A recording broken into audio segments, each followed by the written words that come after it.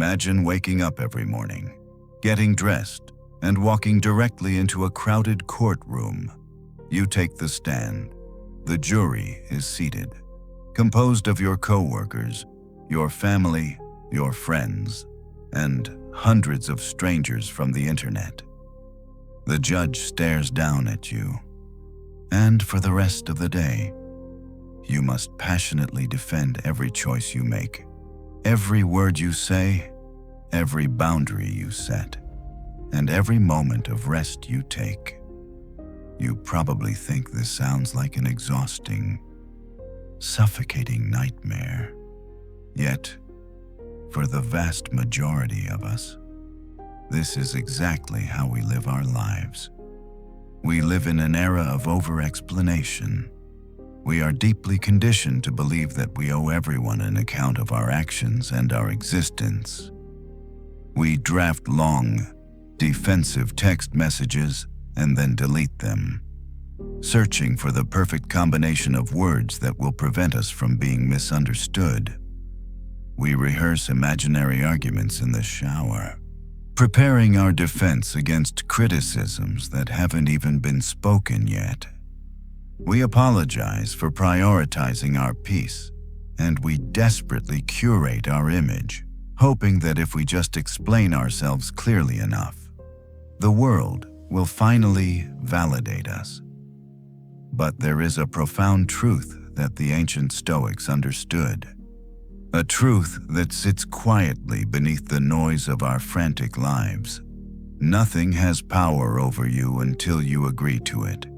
The Roman Emperor Marcus Aurelius, the most powerful man in the world during his reign, recognized the sheer absurdity of this human behavior over 2 millennia ago. In his private journals, he penned a realization that cut straight through our modern anxieties. I have often wondered how it is that every man loves himself more than all the rest of men, but yet sets less value on his own opinion of himself than on the opinion of others. Think about the weight of that. Why do you treat the opinions of a distracted, chaotic world as if they hold more authority than your own reasoned judgment when you constantly explain yourself? You are unknowingly handing over your power. You are stepping into that invisible courtroom and telling the jury, "I cannot be at peace until you agree with me." You are making your internal tranquility completely dependent on external validation. This is the very opposite of freedom.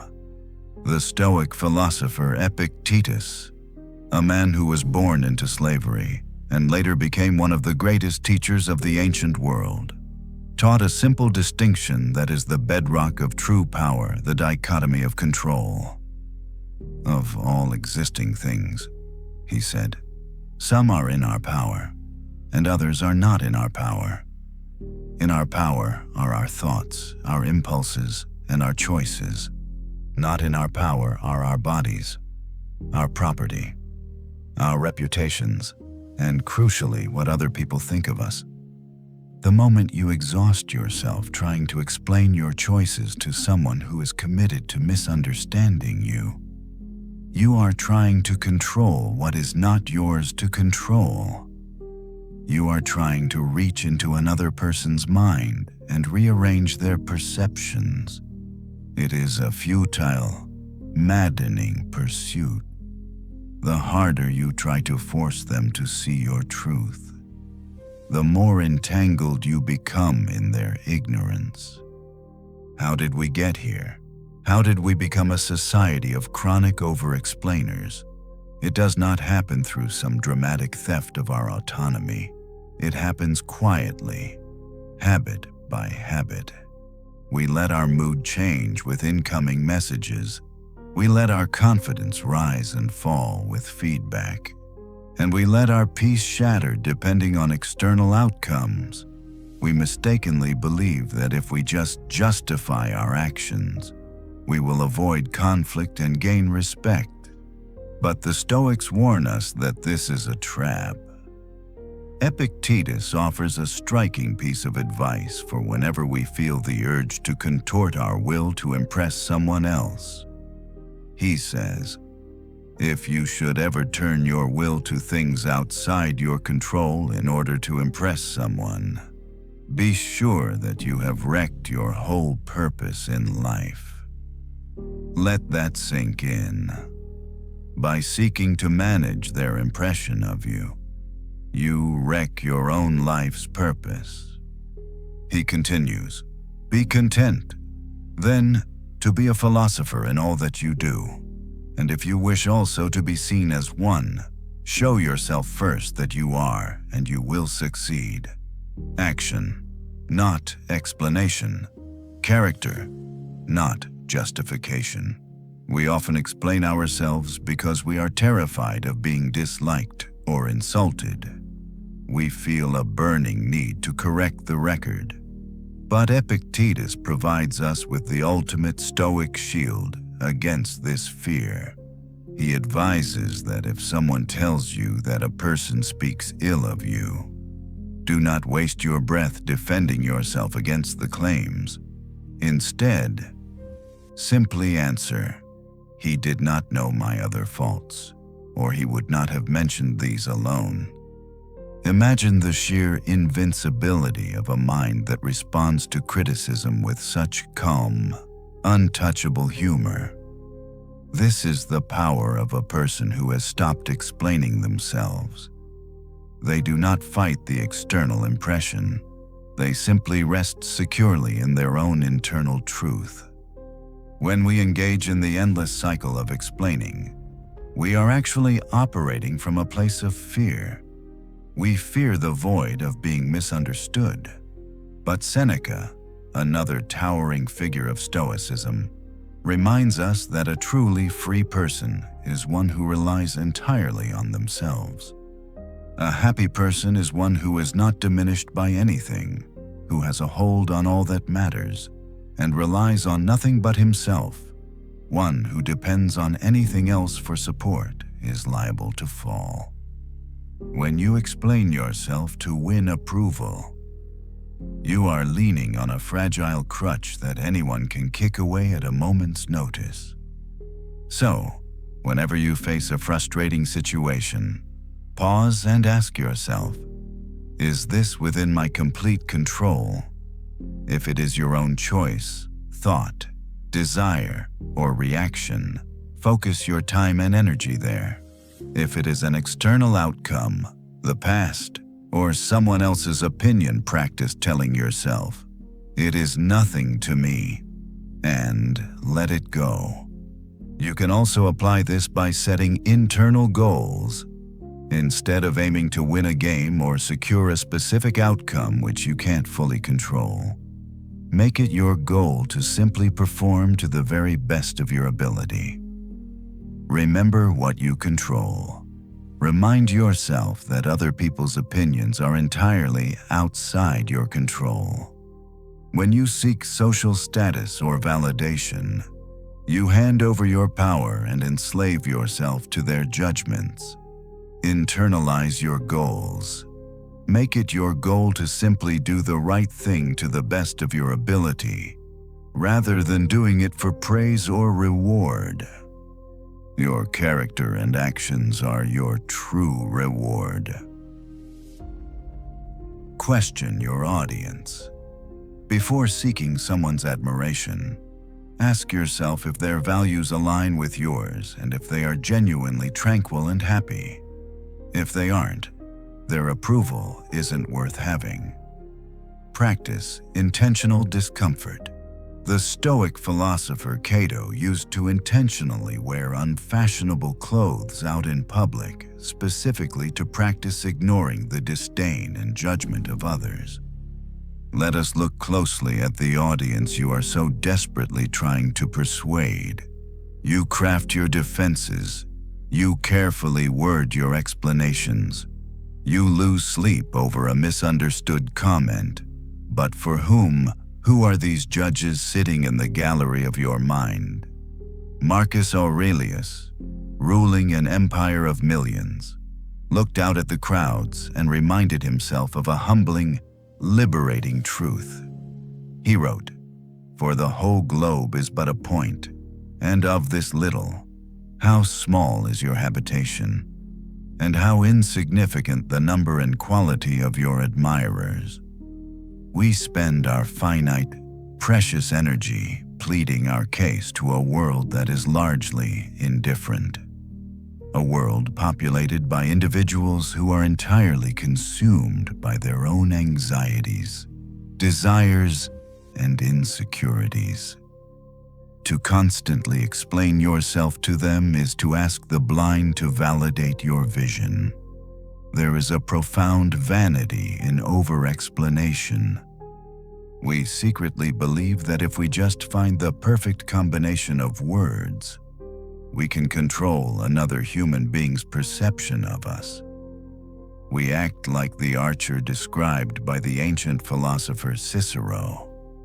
The archer has control over his training, the choice of his bow, the careful aiming of the arrow, and the exact moment he lets the string slip from his fingers. That is where his power ends. Once the arrow is in the air, the wind takes over. The movement of the target takes over. Whether the arrow hits the mark is simply not up to him. When you explain yourself after you have already acted with integrity, you are the archer dropping his bow, sprinting down the field, and desperately trying to guide the arrow through the air with his bare hands. It is madness. It is a rejection of reality. You must learn to draw the bow. Take your shot in the dark and let the arrow fly. Let them misunderstand you. Let them judge you. Their judgment is the wind. It is none of your concern. How, then, do we break this exhausting habit? The ancient Stoics prescribed a medicine that feels uncomfortable, even radical. In our modern culture of endless noise and digital broadcasting, the medicine is silence. Epictetus gave us a direct command. Let silence be your goal for the most part. Say only what is necessary, and be brief about it. This is not the silence of a victim who is afraid to speak. This is the heavy, grounded silence of a mountain that does not feel the need to explain its existence to the storm. Think of a time when you were criticized, or when your choices were questioned by someone who had no real authority over your life. Do you remember that burning sensation in your chest? That frantic, rushing urge to open your mouth and pour out your justifications? The next time you feel that heat, I want you to close your mouth. Swallow the words. Feel the discomfort of not defending yourself. It will burn at first. Your ego will scream for representation.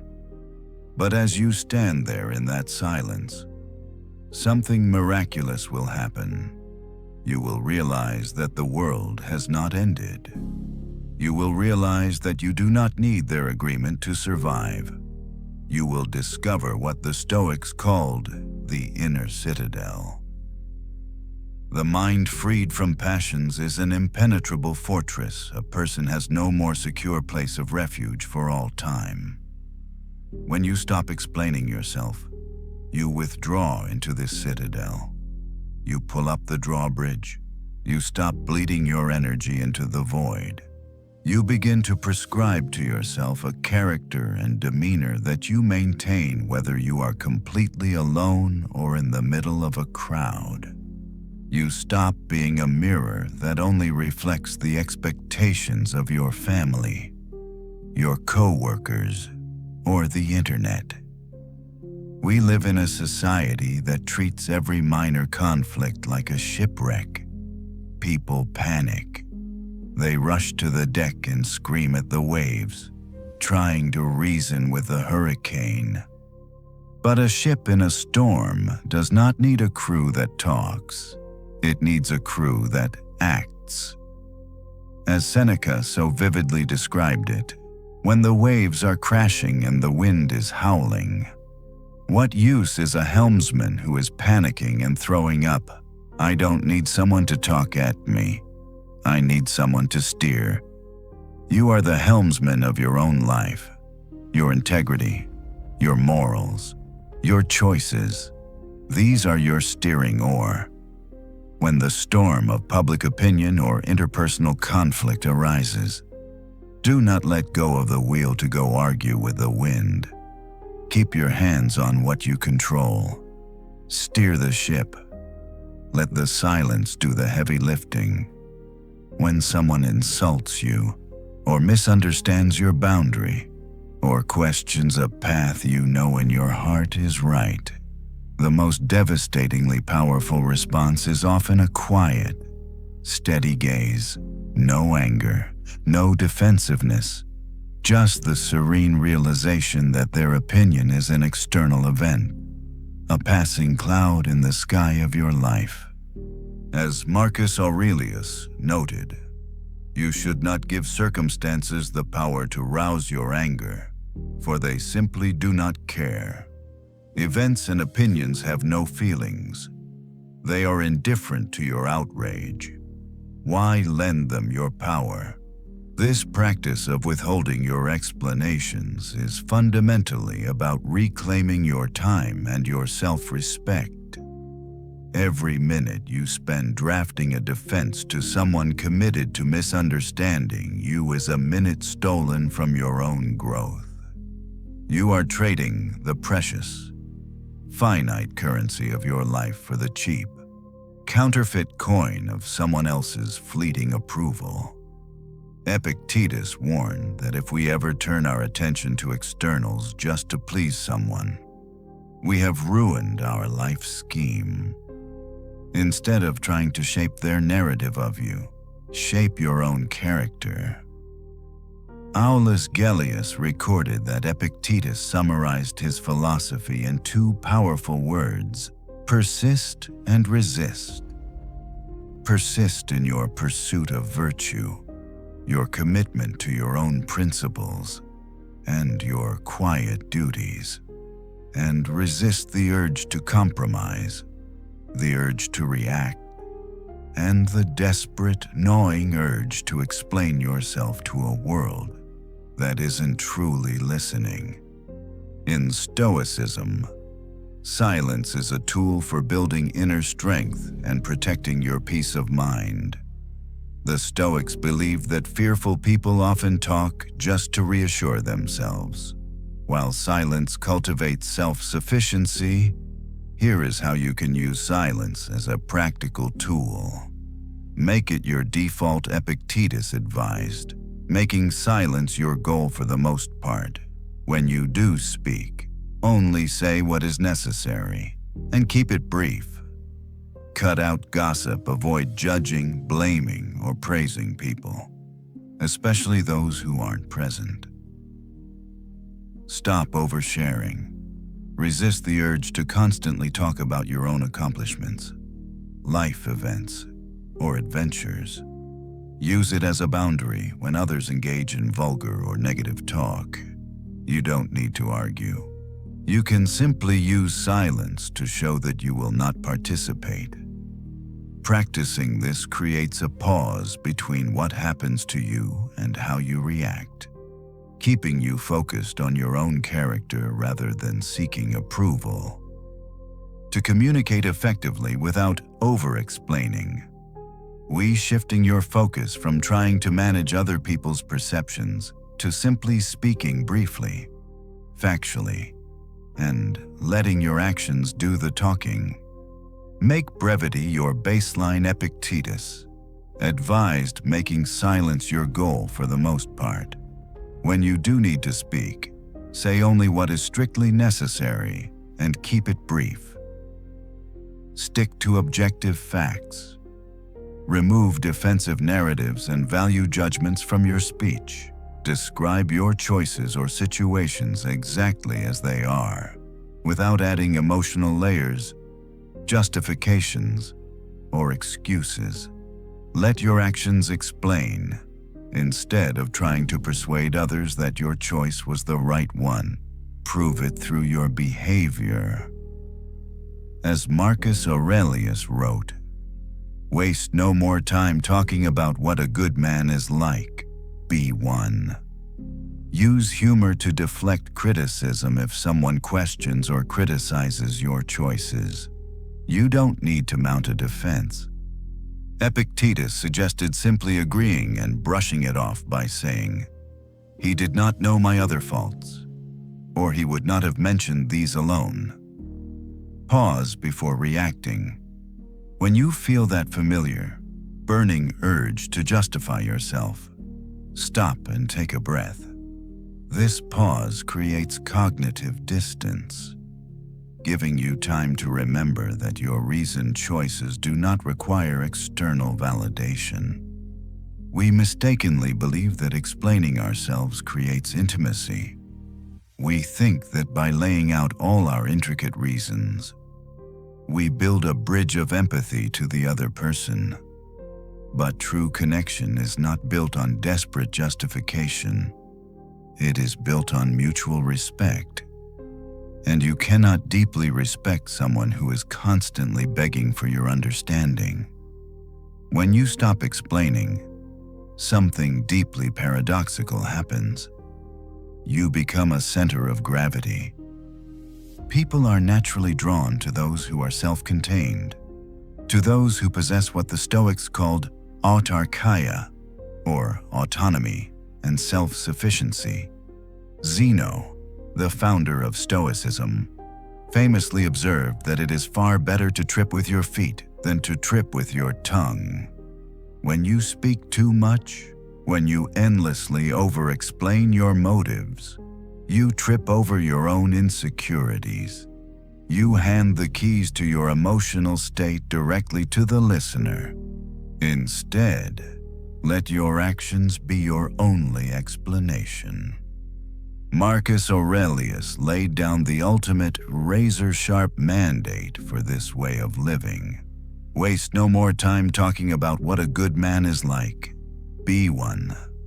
If you make a decision that improves your life but disappoints someone else, do not write them a novel defending your choice. The choice is the defense. If you fail, do not offer a litany of excuses. Acknowledge the failure, correct it, and move forward. The Stoic realizes that their character is their best calling card. Action over words, character over justification.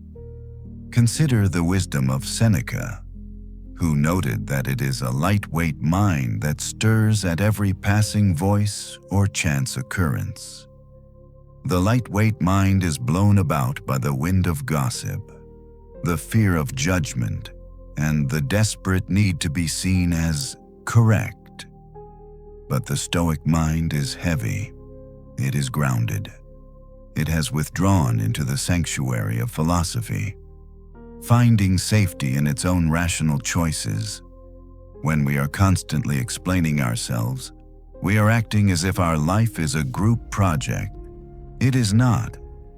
You are the sole author of your choices, and you are the sole bearer of their consequences.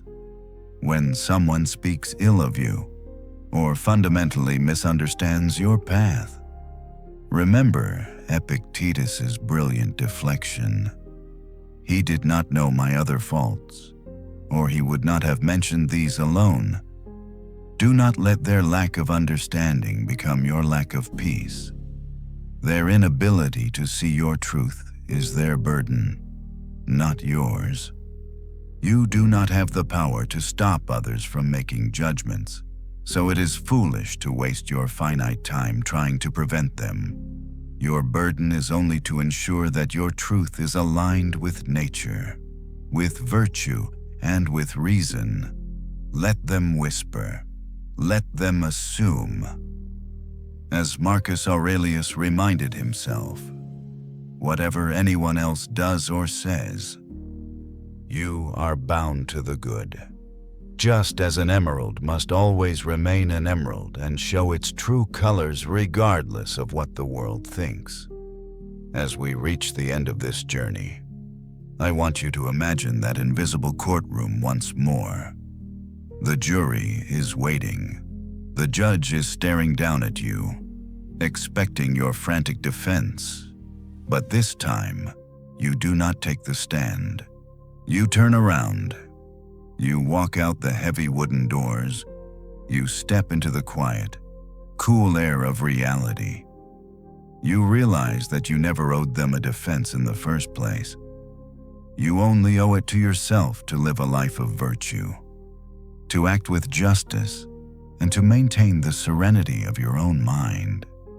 You realize that true power is the ability to look at the chaotic, demanding world and simply say, I do not agree to let this disturb me.